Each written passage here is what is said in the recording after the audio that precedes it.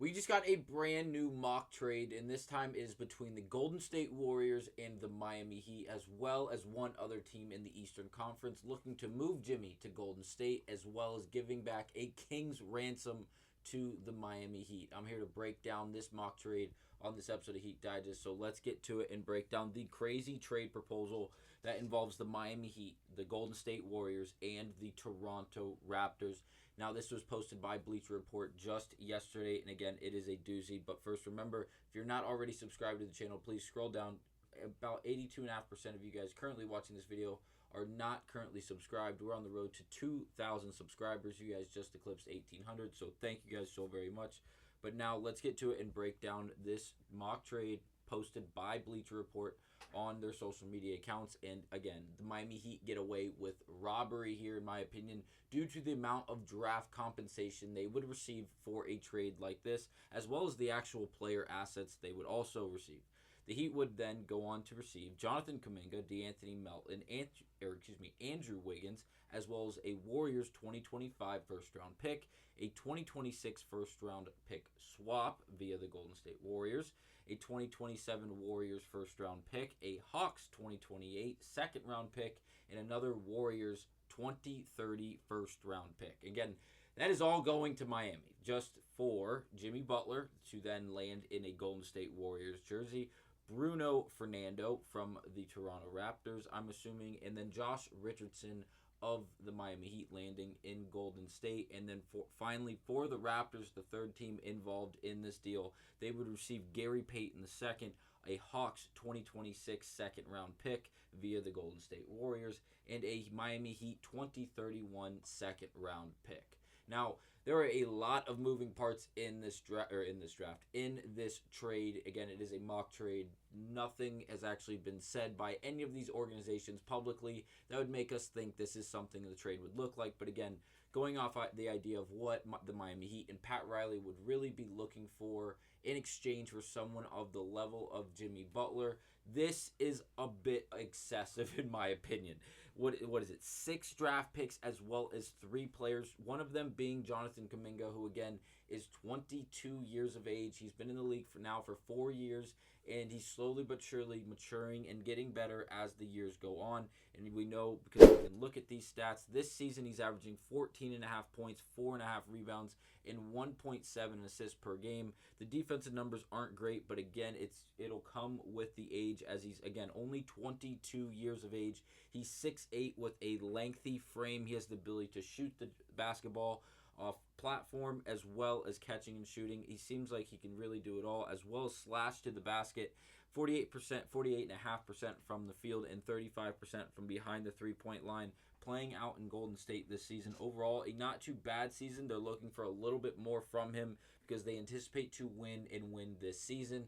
And that is why we continuously see trades and mock ideas about Jimmy Butler going to Golden State, because Golden State, with Steph Curry, with Draymond Green, and the other complementary pieces they currently have on the roster, they're really built to win now. Steph Curry's not going to get any younger. Draymond Green obviously isn't going to be there for so many more years. And again, they're trying to capitalize and win when they have someone like Steph Curry at the helm of this team, and healthy at that. So again, they're looking to go out and acquire another big-name player. And again, Jimmy Butler being involved in all of the trade speculation up to this point for the Miami Heat seems like someone they would really, really have inquired about and really enjoy the idea of possibly having him join forces with the Golden State Warriors. Now, I'm here to tell you this isn't going to happen. Unfortunately, I would be very, very, very surprised to see Jimmy Butler traded at all during the point of this season. I know in the last Heat Digest video I brought up how if we were able to beat the Detroit Pistons after beating the Minnesota Timberwolves in both those games, not having Jimmy Butler, I feel like there could be conversations behind closed doors between management and this Riley, obviously Eric Spoelstra, and the rest of ownership and management. Hey, do we move someone like Jimmy Butler? We can win without him, it seems like. We have a lot of good young pieces. We can get a King's ransom for him if we move him now. Is it something we do? Obviously, we did not even beat the Detroit Pistons, let alone beat them convincingly. So, safe to say Jimmy Butler is most likely not going to be traded absolutely anywhere, especially this season. Again, not in the middle of the season to move someone that important, that significant, that impactful. it is going to derail your team most likely 98% of the time. It feels like when you move someone on that level of a Jimmy Butler, usually doesn't go that well afterwards, especially if it's in the middle of a playing season. We're 10 games in, going into game 11, where Jimmy Butler will also not play. It'll be the third game missed for Jimmy Butler, so again, another early test for this Miami Heat team to play alongside, without a big name, their biggest name player alongside them in Jimmy Butler. Obviously, Tyler Hero has been the best player on this Miami Heat team up to this point in the NBA season.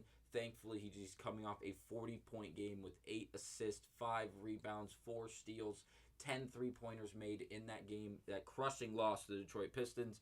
But again, it seems like Jimmy Butler is going to be coming back here relatively soon. Obviously, he's dealing with that right ankle sprain that he suffered against the Denver Nuggets, and he hasn't been back since. And again, we have dropped a game to the Pistons. We dropped that game to the Nuggets, and in between those, we won against the Minnesota Timberwolves. So we have to win this game here. We are sitting at 4-6 through 10 games of this NBA regular season, and they feel just so heavy and significant due to how the losses have come. If you don't know, obviously the Pistons game was a disaster, but again, these losses that we have, the Suns loss, the Sacramento Kings loss, these are one possession games we are losing. And again, the defense isn't really showing up and translating, but again, our offense is doing enough to be involved in these games. And obviously the last 3 we've been without Jimmy Butler, so hopefully things like that change. But just to bring up the trade once again, just think about how significant that would be. Obviously, we would only be losing Jimmy Butler and Josh Richardson. Excluding those 2 personnel pieces, we wouldn't really be losing a lot. But again, we would be bringing in so much more. It feels like this lineup is, in this whole depth chart, is closer to saturated than anything. I feel like the guard position is heavily saturated for this Miami Heat team due to really the versatility of players in the 1 through 3 position. Obviously, Butler can handle the ball. Jaquez is a ball handler. Pelle Larsson I look at as a 1 and a 2. He's listed as a 2 and a 3 because of how he plays and really the length that he has.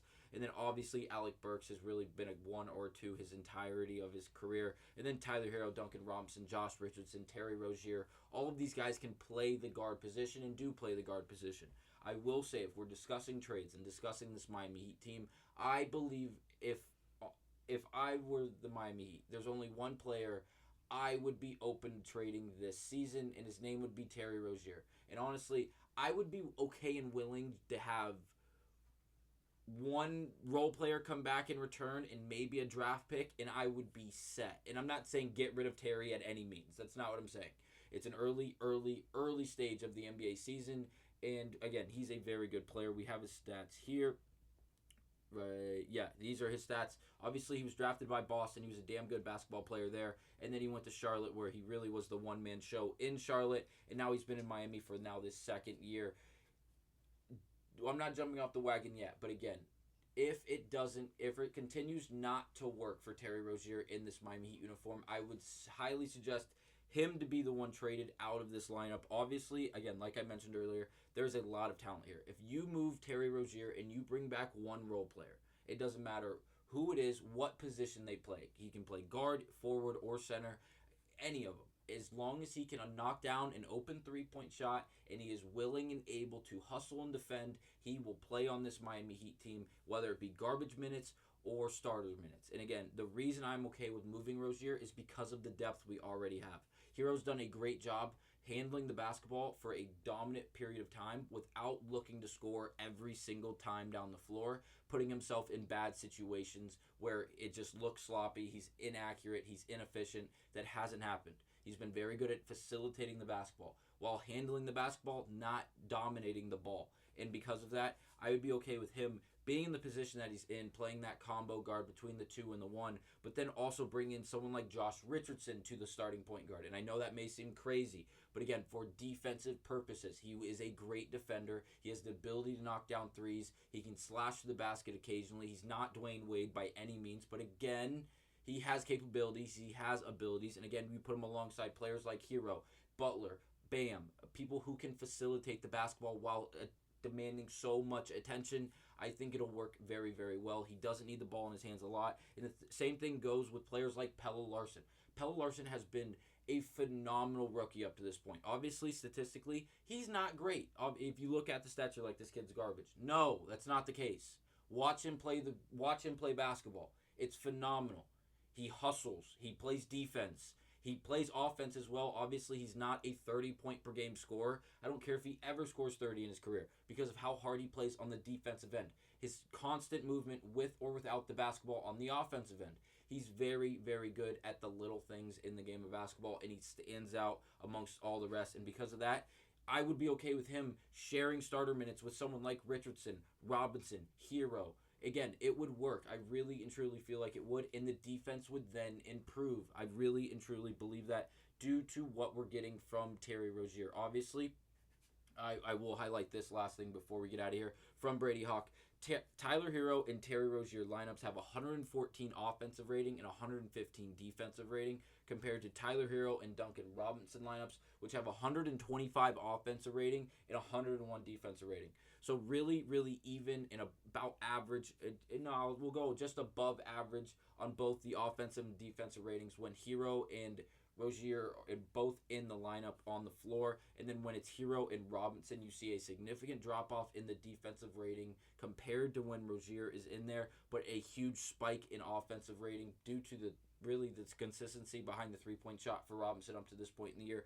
I understand this, and this is why I didn't throw out Robinson as one of the possible starting point guards. Obviously, don't like watching him really maintain the basketball. I like prefer Hero to be one of those guys. But again, very interesting point for this Miami Heat team. Let Rozier ride for a little bit longer. Again, it's very early. We're 10 games in. We have 72 more games until this NBA regular season eclipses and ends.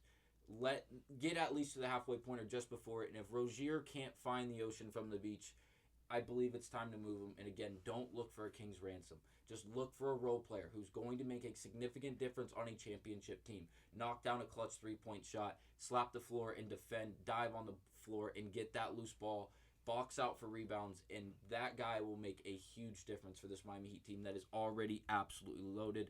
I know some people feel differently about that, but again, this team on paper is not great, but it's good. And on the floor, when at its full maximum health and able to play at its highest ability, they are a damn scary team. There's no way around it. But again, that'll be it for this episode of Heat Digest. Let me know down in the comments what you guys think about that trade proposal on Bleacher Report, as well as the idea of trading Terry Rozier. I'll see you guys on the next one.